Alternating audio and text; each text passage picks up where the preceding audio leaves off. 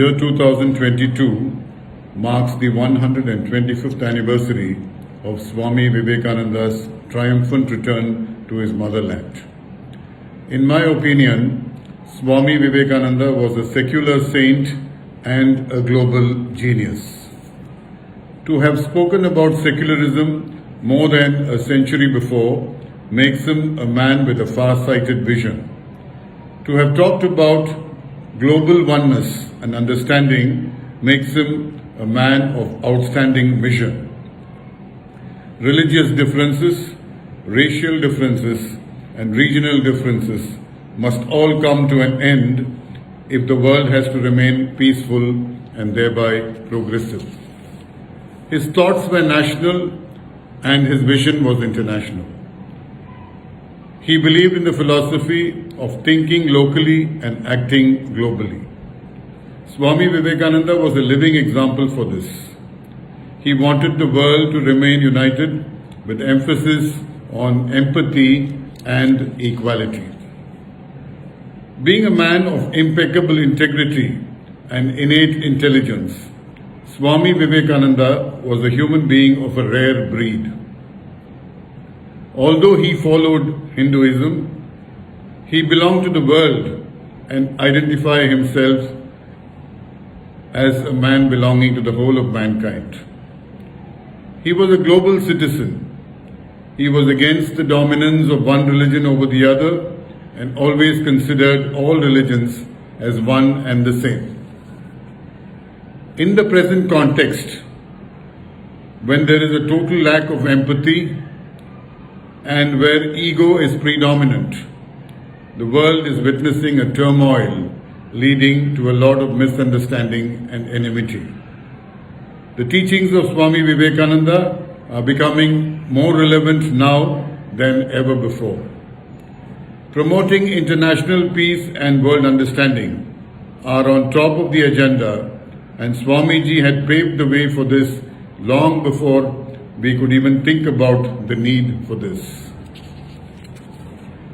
Every war, like any other war, is a war to end wars. But war is no solution to peace. Wars are meant only to sell weapons. A war will not in any way help this world to become a peaceful place for us to live in. A war will only end up in dividing the world.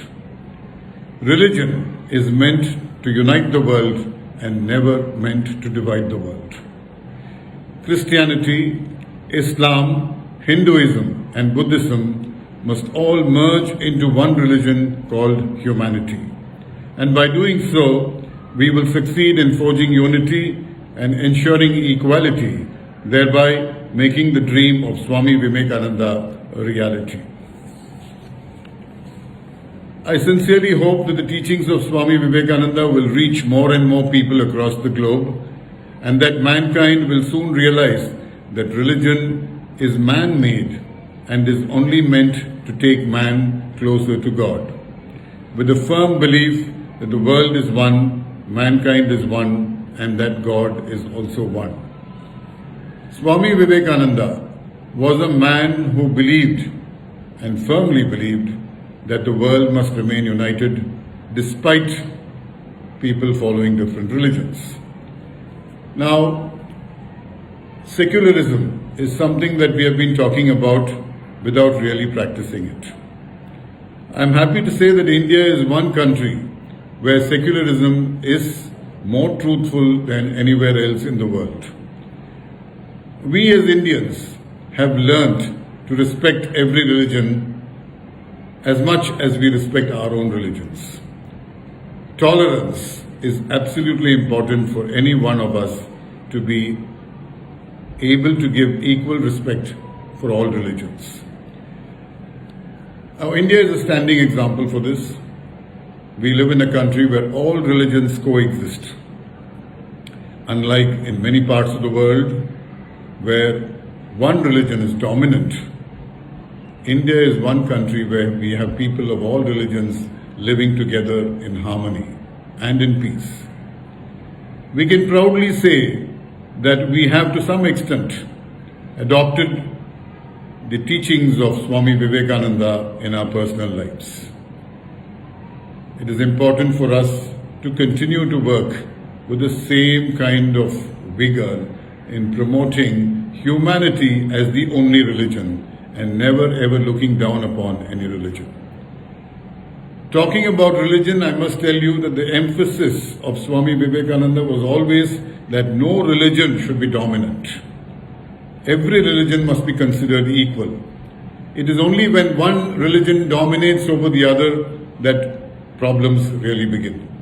So we must understand that treating all religions as equal is the most important thing for us to remain united. There is no religion which divides mankind. Every religion believes in the same principles. They all believe in the existence of God. They all believe that every human being must lead a life with equal importance. There should be no discrimination in any form. No religion believes in discrimination. Every religion preaches the same thing, that mankind is one and God is one. Now, if this is acceptable to all of us, I think religion basically is something that comes to each one of us, not by choice, but surely by birth. If I am born to a set of Hindu parents, I am a Hindu. If I am born to a set of Muslim parents, I become a Muslim. If I am born to a set of Christian parents, I am a Christian. So I have no choice over my religion. But remember that religion is something very private. We don't have to discuss about religion in public. It is something very private. Each one of us has the right to practice and promote any religion within the four walls of our homes. In the places of worship, yes, you have the right to go to the temple, you have the right to go to the mosque, you have the right to go to the church. You can go anywhere because God exists wherever there is no discrimination. I am forced to share a little story which talked about discrimination as one of the most dangerous things that could happen to mankind. I believe there was once a person in London who was black in color, who wanted to enter into a church and worship God. So he went to the church, and as he wanted to enter, there was a board which said, "Blacks and dogs prohibited." He went and approached the security and said, "Can I go into the church and pray to God?" The security refused. He said, "No, you are not allowed to enter into this church." This man kept on trying again and again, and because the color of his skin was black, he was not permitted to go into the church.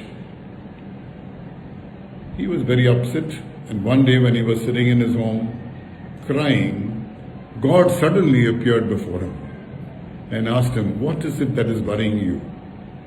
This man said, "No, my dear God, I have been wanting to go and pray in one of these churches in central London, a prestigious church. I've been wanting to go in and pray to God. But somehow or the other, the security there does not allow me. They're not allowing me inside the church."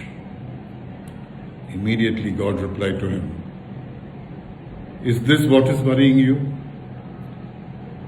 They have not let me in to the church either." Now remember that most churches or most places of worship where there is discrimination, God is already denied entry. God does not exist there. Please understand that God exists in the hearts of human beings who have faith in Him. In the hearts of human beings who believe that there should be no discrimination. In the hearts of people who love every creation of God equally. And this is the basic principle of human life. Please understand that religions are meant to take you closer to God, to keep you united as mankind, to ensure that we help each other, and thereby ensure that there is peace and progress across the globe. As I said earlier, war is no solution to any problem. War is just an aggression which will lead to more and more aggressions. War will never be able to bring in peace. However, I would like to emphasize that better understanding will come only if mankind can shed egos. Trying to prove superiority, trying to say that I am more superior than you, I know more than you, is all that is killing mankind. Ego is the biggest problem in this world. And most of the problems that we face are because of egos. If all of us can learn to burn our egos, I'm sure we'll be able to bring about better human beings in the society. We all need to become better human beings.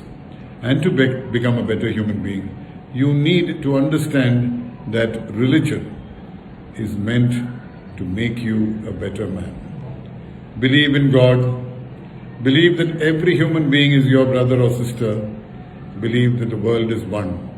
All these barriers, the geographical barriers created by man, are only for administrative purposes. There are no borders. Every one of us lives in a world created by God, and if we believe that God is one, I'm sure that we will continue to believe that every one of us deserves a rightful place in this world, and that not any one of us can be deprived of anything. There can be no discrimination in any form, and I'm sure that Swami Vivekananda was only telling us this, that every human being has to be truly human, and in order to be truly human, all that you need to do is to understand each other. Be helpful to each other, irrespective of religions, irrespective of geographical barriers and divisions. All of us need to be united as mankind. I'm sure that Swami Vivekananda, whom I already described as a secular saint and a global genius, will be a guiding force to all of us at all times. Thank you very much.